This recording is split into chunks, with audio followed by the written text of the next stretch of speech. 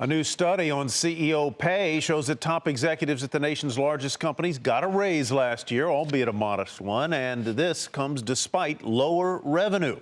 Mary Thompson has more on the big bosses making the big bucks. At the top of the corporate ladder, a pay increase for CEOs despite a volatile year in the markets. I was wondering if we would see some drop year over year, and we didn't. We saw it rise again 3%. Share price performance, one of the many metrics considered in determining executive pay, but a critical one, as boards work to align CEO pay with shareholder interests. For the 100 largest companies by revenue filing their proxies by April 1st, the median total return was 2% in 2015, while median CEO pay rose 3% to $14.5 million.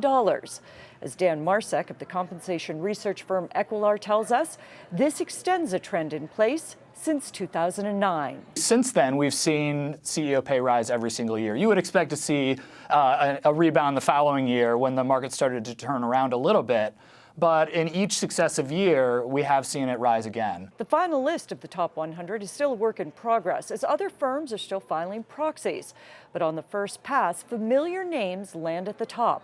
The highest paid CEOs, Oracle's co-CEOs Mark Hurd and Safra Catz, pulling down $53 million. They're followed by Disney's Bob Iger and Honeywell's David Cote. Missing from the list is Viacom CEO Philippe Domain, who was paid over $54 million. He didn't make the cut because Viacom's revenue wasn't enough to put it in the top 100.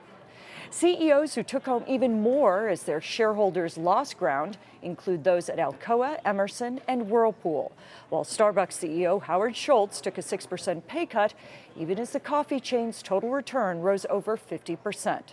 And as he usually does in these surveys, Berkshire's Warren Buffett was last on the list. His pay under $500,000, small change for a billionaire. For Nightly Business Report, I'm Mary Thompson.